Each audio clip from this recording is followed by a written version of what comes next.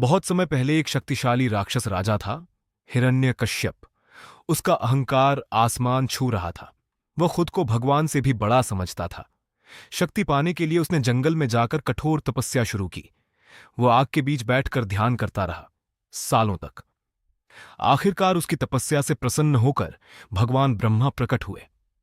ब्रह्मा जी ने उसे वरदान दिया, न कोई इंसान उसे मार सके, न कोई जानवर, न दिन में न रात में, न घर के अंदर न बाहर, और न किसी हथियार से।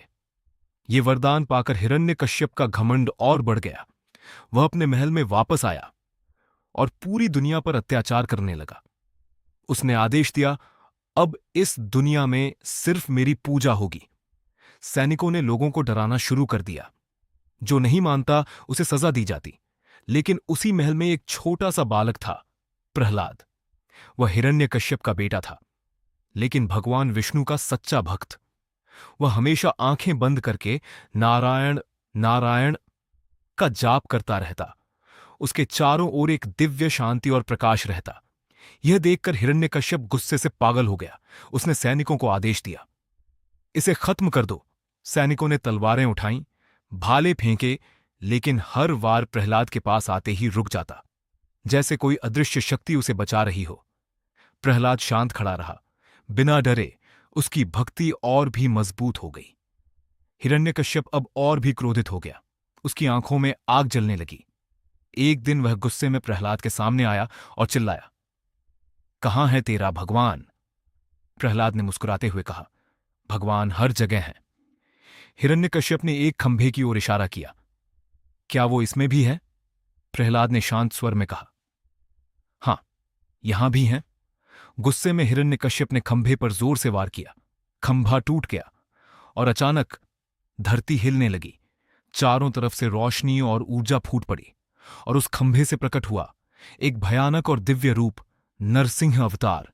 आधा इंसान, आधा शेर, आंखों में अग्नि, शरीर से निकलती दिव्य शक्ति। नरसिंह ने जोरदार गर्जना की। पूरा महल कांप उठा। हिरण्यकश्यप पहली बार डर गया, लेकिन अब बहुत देर हो चुकी थी। नरसिंह ने उसे पकड़ लिया और उसे महल के दरवाजे की चौखट पर ले आए, जो न अंदर था न बाहर। वह समय था संध्या का, न दिन न रात। नरसिंह ने उसे अपनी गोद में उठाया, जो न जमीन थी न आसमान, और फिर अपने नाखूनों से, जो कोई हथियार नहीं थे, उसका अंत कर दिया।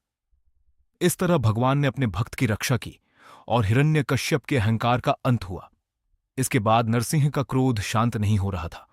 पूरा वातावरण ऊर्जा से भरा था। तभी छोटा प्रहलाद आगे बढ़ा। उसने हाथ जोड़कर भगवान के सामने सिर झुका दिया। उसकी भक्ति और प्रेम देखकर नरसिंह का क्रोध शांत हो गया। उनका रूप शांत और दिव्य हो गया। चारों ओर प्रकाश फैल गया। सभी लोग भगवान के सामने झुक गए। इस कहानी से हमें सीख मिलती है, अहंकार कितना भी बड़ा हो, उसका अंत निश्चित है, और सच्ची भक्ति हमेशा भगवान को अपने भक्त की रक्षा करने पर मजबूर कर देती है।